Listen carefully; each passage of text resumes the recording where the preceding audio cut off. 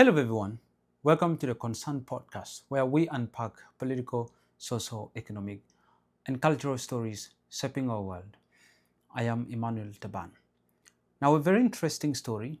The government of the Republic of South Sudan is now asking for the United States of America to help in the trial of Machar, or they're asking for help from the government of the United States in finding Dr. Machar accountable for the crimes committed early last year in Nasiir County and some parts of Upper Nile and, of course, the northern parts of the country.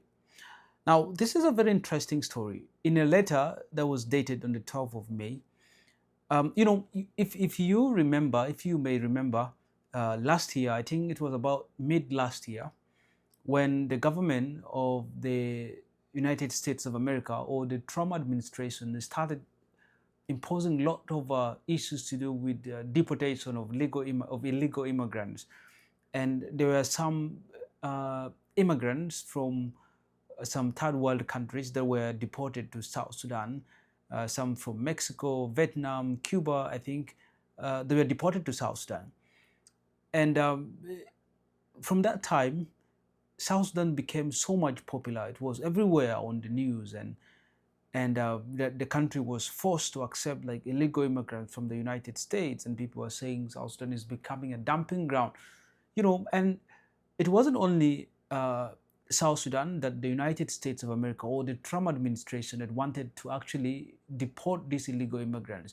We had the same issues with Rwanda. We have some issues with Eswatini, that the government of these countries, they agreed to actually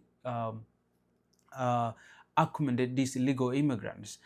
And for the case of Rwanda, Rwanda had agreed to accept about 250 illegal immigrants to be deported to Rwanda, and they were given about 7 million US dollars. And Eswatini as well, they accepted about 160, and they accepted over 5 million US dollars. Now, for the case of South Sudan, it appears as if the government of South Sudan was not interested in looking for money at that time, but they accepted these illegal immigrants with expectation of something else in return. And there were a number of issues that the South Sudan government presented to the US Embassy in Juba that perhaps they wanted the government of the United States of America to address on accepting these illegal immigrants. And one of the issues listed in that letter was the things to do with the government of the United States to reverse its decision of canceling visas for South Sudan residents, and asking the government of the United States to invest in some important sectors in the country. They'd also ask for the government of the United States of America to actually lift some of the bans and restriction on some important government officials, especially the then Vice President for Economic Cluster, Dr. Benjamin Bonmel.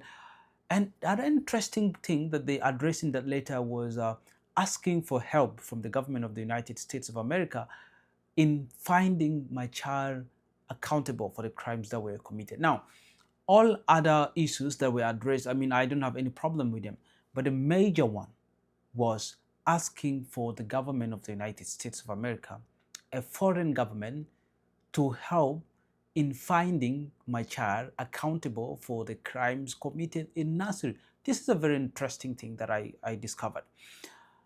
Now, the reason why this is one of the most interesting out of all the requests is because, one, I feel like that decision made by the government is one of the weakest, because this is a sovereign country. South Sudan is a sovereign country, and so is the United States of America. So if an entire government is asking for help from another sovereign nation to prosecute an individual of their own through their laws and their institution, I mean, this paints a very weak picture of that country. It paints South Sudan picture as one of the weakest. And because, one, when you are a sovereign state, when you are an independent country, you're expected to arrest, you're expected to charge, expected to investigate and prosecute your own citizens using your own institutions and using your own laws.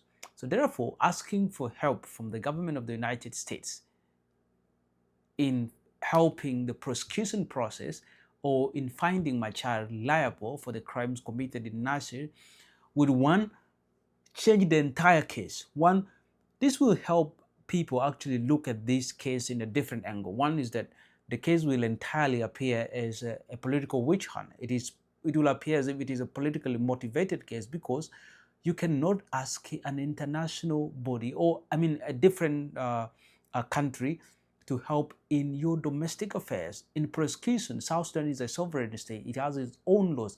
It has its own institutions.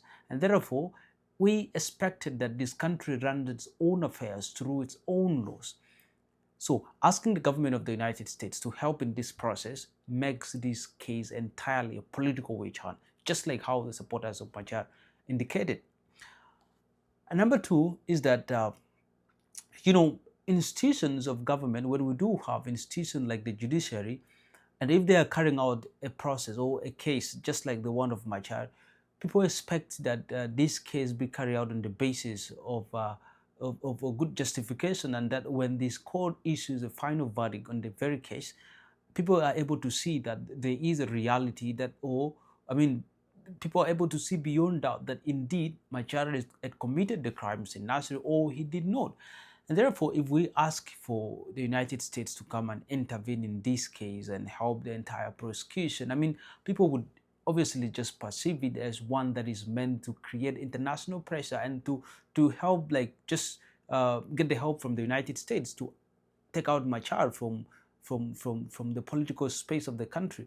But people would not look at this entirely as a case that Machar might have actually done, or a crime he might have committed. But people will look at it completely as a political witch hunt against his stature, or against his personality, and also to alienate him from the political space of the country. So I feel that the move by the government of South Sudan then of asking the government of the United States to help in prosecution of Machar is one of the weakest decisions any country would ever take. A sovereign country in the names of South Sudan would never do that. They will never do that, because this is a case about a citizen of your country. You're expected to do it yourself. You're expected to run the entire process yourself. You have your own institution. You have your own laws. What is the purpose of the judiciary? What is the purpose of it then, if we are supposed to be asking for help from foreign countries? I feel this is a very bad move by the government of South Sudan. And I don't think that the United States of America will actually involve in doing that, because if they do, then I don't know, but it also gives them a very, very bad image, very, very bad image as a country that so many people look up to as a beacon of democracy, as a country that has principles and has working institutions of government. They will never do that. Before we close today's episode, here's a quick message from our sponsor, Wanit.co. If you've been planning to build a website but the cost has been holding you back, Wanit.co makes it affordable and stress-free this time around. Whether you are an individual, a non-profit organization, or a business, Wanit.co designs professional websites starting from as cheap as $250. Individuals can actually launch with a starter website of up to 7 pages and a free email, or choose an advanced option with unlimited pages, a professional portfolio, and branding support.